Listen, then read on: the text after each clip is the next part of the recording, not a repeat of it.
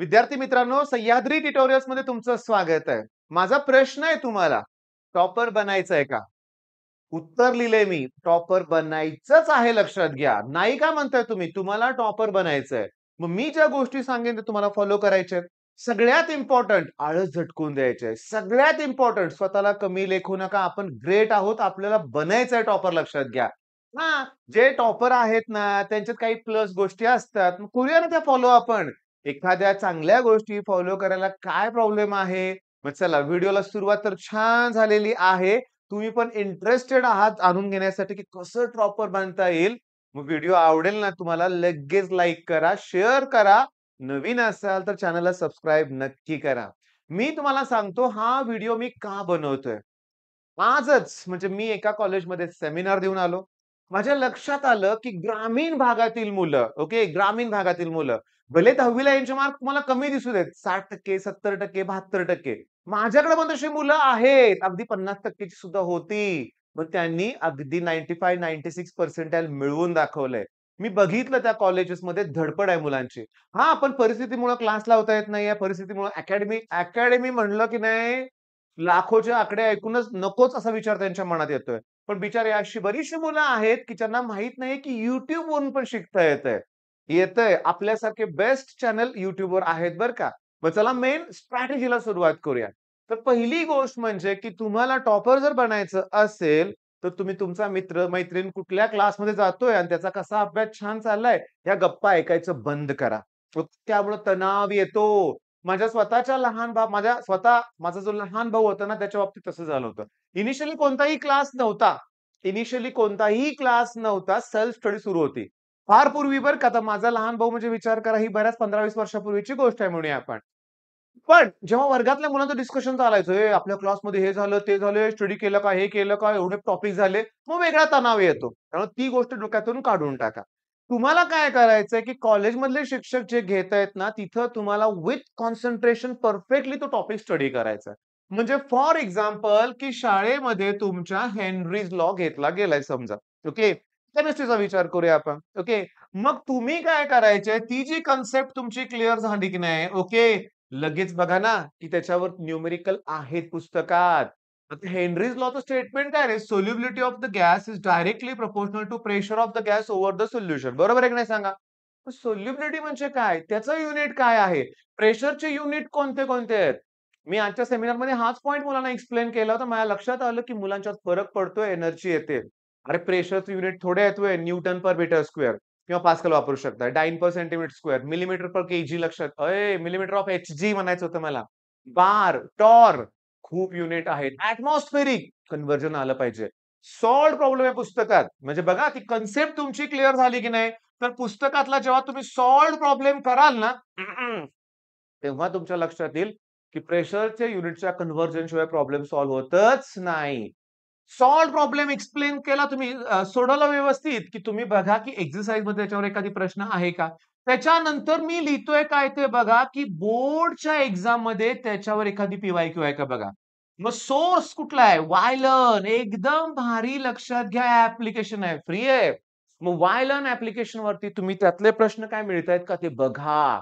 इथपर्यंत आपला पहिला मार्ग कंप्लीट झालेला आहे. त्याच्यानंतर तुम्ही काय करायचंय, की याच्यावर सी कोणते प्रश्न आले होते ते मार्क्स ॲप्लिकेशनमध्ये शोधा किंवा तुमच्याकडे पी-वाय-क्यूचं एखादं बुक असेल तर शोधा किंवा पी-वाय-क्यू म्हणण्यापेक्षा तुम्ही अफोर्ड करू शकत असाल. तुम्ही एखादं पब्लिकेशनचं बुक घेतलं असेल, त्यात शोधा. मी तुम्हाला सांगू? सोल्युबिलिटी ऑफ द गॅस हे स्टेटमेंट दिले अक्कन कोणता लॉ आहे ते विचारलंय. कोणता लॉ आहे? Henry's law. S equals to KH into P असतं. त्यांनी विचारलंय केएचचं युनिट काय? हेही परीक्षेत आलं. युनिट विचारलेत, लॉचं स्टेटमेंट देऊन लॉ कोणता आहे ते विचारले. सीईटीत न्यूमेरिकल येऊ शकतं. अतिशय सिंपल. ह्याच्या व्यतिरिक्त काय येणार? काही येणार नाहीये. अरे एवढं सगळं होऊन तुम्हाला त्याच्यावरती टेस्ट द्यायच्या आहेत आणि त्याच्यानंतर तुम्ही वळणार आहे कुठं? जेईकडं. ही स्ट्रॅटेजी सगळ्यात इम्पोर्टंट आहे. बरं, हे झालं केमिस्ट्री. आता मी तुम्हाला सांगतो माझ्याकडं एक टॉपर आहे. त्यानं त्याचा पेपर पाठवला आणि हे न्यूमेरिकल होतं tan x plus cot x आणि dx.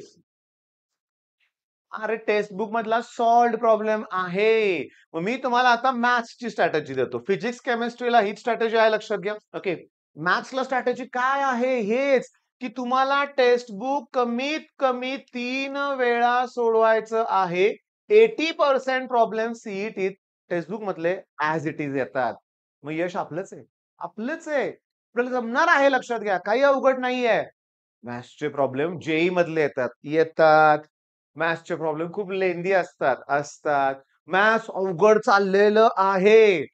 मॅथ्स भयानक पेपर अवघड होतोय. मॅथ्स सॉल्व्हच होत नाही. मॅथ्सचा पेपर बघून मी ब्लँक झालो. माझे हात थरथर कापायला लागले. ते शांत झालेच नाहीत. आणि ही मुलांची वाक्य आहेत. गेली 2 वर्ष मी बघतोय. मॅथ्सला घाबरतायत मुलं. मग मी काय म्हणतोय, "हां, ठीक आहे लेंथी क्वेशन असतील. तुला एकट्याला नाही, सगळ्यांना तो पेपर सेम असणार आहे. मग अशा वेळेस तुम्ही जर टेक्स्ट बुक सॉल्व्ह केलं असेल, त्यातलेच क्वेशन्स ॲज इट इज आले असतील, तर कॉन्फिडन्स तर येईल ना." पण मी काय म्हणतोय, 10 प्रॉब्लेम टफ आहेत रे. त्यांना ओळखान स्किप करायला शिकायचं आहे लक्षात घ्या. स्किप करायचंय तर जमेल. बरं हे झालं स्ट्रॅटेजीचा पार्ट. हां. पण मेन यश कसं मिळणार आहे बघा तुम्हाला सांगतो, की केमिस्ट्रीमध्ये 45 प्लस रॉंग. 50 आउट ऑफ 50चं टार्गेट पाहिजे आणि त्याच्या क्लोज तुम्ही गेला पाहिजे तर तुम्हाला तुमचं यश मिळणार आहे. मी तुम्हाला सांगतो आजच एक स्टुडंट मला भेटायला आला होता. त्याच्याशी बोलताना जे जाणवलं ते मला वाईट वाटलं फार बरं का. मी तुम्हाला सांगतो, मी नेहमी सांगितलंय, की माझ्याकडे 3 मुलं होती ज्यांना 77, 77, 77 मार्क होते आणि त्याचा पर्सेंटाइल तिघांचं पण 89 होतं. ओके. मी आज ज्या मुलाला भेटलो त्याचा स्कोर सीईटीतला 65 होता. किती? 65 आणि पर्सेंटाइल 49 फक्त 10-12 मार्काचाच प्रश्न आहे. बरं अजून 10 मार्कांनी खाली या. डायरेक्टली 12च पर्सेंटाइलवर तुम्ही येताय. हे शॉकिंग आहे. त्यामुळे तुम्हाला एव्हरेज राहून चालणार नाहीये.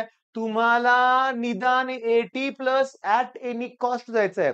लास्ट इयर किंवा गेले 2-3 वर्षात मी बघतोय 84 मार्क होते आपल्या एका स्टुडंटला. 94 पर्सेंटाइल होते. सीईटीचा रिझल्ट पण माझ्याकडे आहे तो. मग तुमच्या लक्षात आलं का? जसे मार्क वाढत जातात तसं पर्सेंटाइल छान दिसतंय. जसे कमी होतायत ना, तर ड्रास्टिकली पर्सेंटाइल खाली येतं. हे नको आहे. मग त्यासाठी एकच उपाय आहे. हां, आता मला सांगा या मुलाला जर केमिस्ट्रीमध्ये चांगले मार्क असते, 13 होते मार्क. तर केमिस्ट्रीमध्येच त्याला चांगले मार्क असते, तर आपोआप पर्सेंटाइल गेलं असतं का नाही वरती? बरं. त्याच्यानंतर तुम्हाला टॉप 5, टॉप 10 कॉलेजमध्ये जायचंय ना, मॅथ्स 60 प्लस पाहिजे.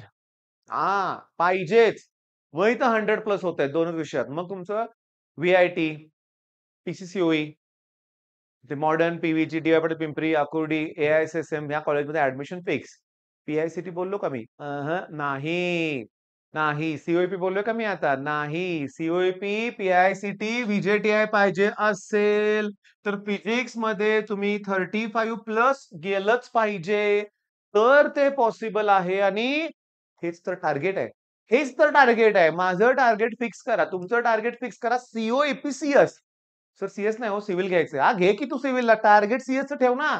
ते मिळवायचंय मला. मग बाकीच्या गोष्टी अचीव्ह होतील.